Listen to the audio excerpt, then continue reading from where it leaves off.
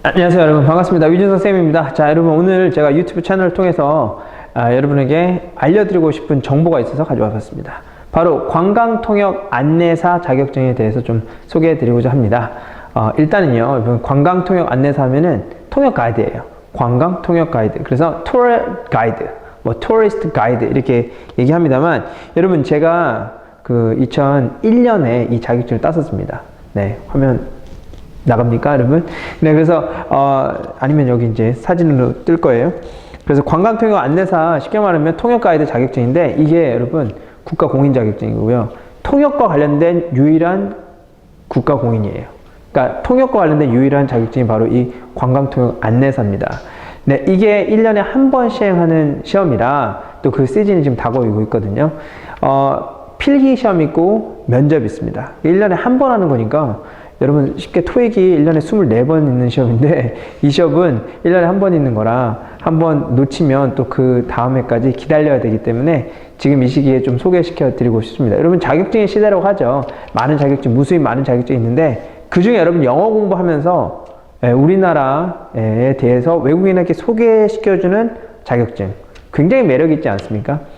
그래서 저는 이거를 굉장히 많은 우리 학생들에게 추천을 많이 했고, 실제로 작년에도 제가 이렇게 우리 학생들 지도해서 또 다수의 합격자가 나왔고요. 또 그 자격증을 바탕으로 또 다양한 일도 하고, 뭐 관련된 일도 하고, 관련되지 않은 일도 해도, 여러분 원래 이 자격증이라는 게 그렇지 않아요? 보통 운전면허 자격증도 따놓고 운전 안 하신 분들도 많던데, 근데 왜 하셨죠? 네, 필요하니까, 필요할 수도 있으니까. 맞습니다. 이것도 여러분이 혹시 이 자격증을 통해서 뭐 그 분야, 뭐 호텔, 여행, 항공, 다방면으로 또 통역하는 곳으로 나갈 수가 있고요. 아니면 이 자격증이 있으면 이 자격증을 따기 위한 공부에서 많은 것들을 또 배울 수 있을 거라고 생각합니다. 그만큼 가치가 있는 것이기 때문에 오늘 가져와 봤는데, 오늘 이 자리에서 뭐 제가 뭐 아주 구체적으로 말씀을 드리기는 좀 그렇고요.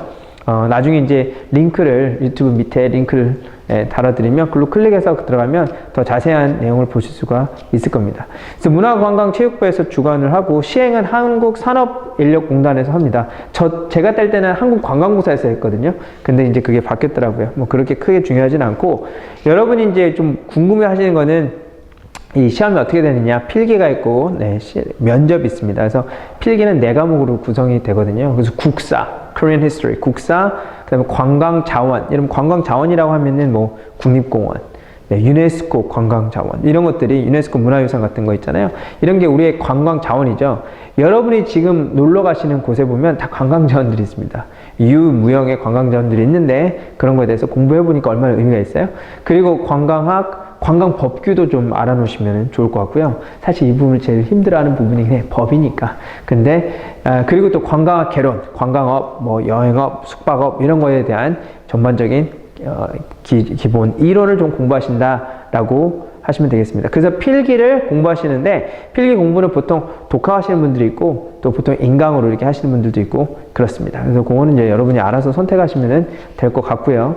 그런데 이 시험이 평균 60점만 넘으면은 1차를 통과시켜 주거든요. 그러니까 아주 뭐 엄청 어려워서 막 90점 넘고 이런 건 아니니까, 국사가 조금 비중이 더 높습니다. 그래서 국사하면 Korean History 막 그렇게 머리 아프신 분들도 있을 것 같은데, 공부해보시면 알겠지만 되게 우리나라 역사가 또 아주 뭐 대단하지 않습니까? 네, 그래서 커버할 게 많아요. 하지만 굉장히 fascinating, 굉장히 즐겁고 재밌습니다.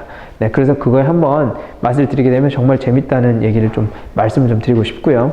그래서 필기를 60점 넘어서 통과를 하게 되면 면접의 자격이 주어지게 되는데, 면접은 보통 10분에서 15분 내외로, 면접관이 한 3명 정도 있고요. 1명씩 이렇게 1대3 정도로 이루어집니다. 질문은 4-5문제 정도가 될 것 같고요. 그 다음에 영어를 기준으로 말씀드리자면 영어와 한국어 질문을 하는데, 영어 질문이 한 3개, 4개, 그러면 한국 질문 1개, 2개 이 정도로 이루어지게 됩니다. 뭐 예를 들어서 뭐 한국 음식을 하나 소개해봐라, 뭐 이런 것도 있을 수 있겠고, 경복궁에 대해서 얘기해봐라. 저는 경복궁에 대해서 얘기하는 게 제 시험 때 나왔었던 거거든요. 경복궁, 여러분 다 아는 우리의 소중한 문화유산인데, 사실 그거를 영어로 설명하는 거는 쉽지 않지 않습니까? 그런 것들을 준비를 하는 거겠죠. 그런 영어 면접에 관련된 준비는 저와 할 수가 있을 겁니다. 자, 그래서 이렇게 해서 하게 되면 올해 말에는 여러분이 이 자격증을 손에 넣게 돼서 정말 뿌듯한 올해를 보낼 수 있지 않을까 이런 생각을 해보게 됩니다. 여러분 주의할 거는요. 이제 원서 접수가 7월 19일부터 23일까지입니다. 그래서 7월 19일, 23일 원서 접수 기간 내에 공인 영어 성적을 내야 됩니다. 대체를 하거든요. 그래서 여러 가지가 있지만 가장 대표적인 두 가지, 토익 760점 이상 성적표를 제출해야 되고요. GTELF 시험이 있습니다. GTELF 74점을 내야 되는데 작년도 보면 좀 안타깝게 그런 공인 영어 점수가 미달돼서 접수조차 못하는 경우도 있었기 때문에 미리 이 자격증에 관심이 있으신 분은 유효한 공인 점수를 획득하시는 것을 일단 넘버원으로 첫 번째로 하셔야 되고요. 그리고 난 다음에 이제 필기 준비를 하시면서 면접 준비도 병행해서 나가시면 좋을 것 같다. 자, 결론을 좀 말씀드리면요. 이 자격증이 너무 유용해요. 저는 개인적으로 2021년도에 땄다고 했잖아요. 그러면 2021년이면 기억나십니까? 우리 2002년에 월드컵 있었거든요. 한국, 일본 월드컵 있을 때 그 월드컵 때문에 제가 한번 땄어요. 그때 외국인들 많이 들어오고 관광산업 뭐 붐이 있고 하니까. 그런데 또 영어 좋아하다 보니까 영어로 딸 수 있는 자격증 뭔가 알아보다가 아까 말씀드렸지만 유일한 공인 자격증, 국가공인 자격증 이거. 그래서 제가 이것을 도전을 했고 땄는데 더 신기한 건 제가 이걸 따고 난 다음에 프리랜서로 맵도 제가 소개도 해줬고요. 일도 했고 가이드로 일도 했고 그 다음에 외국인 친구들 많았는데 외국인 친구들한테 진짜 무료 가이드도 많이 해줬습니다. 서울에 너무 볼 것도 많고 그러지 않습니까? 우리나라에 정말 좋은 것도 많아요.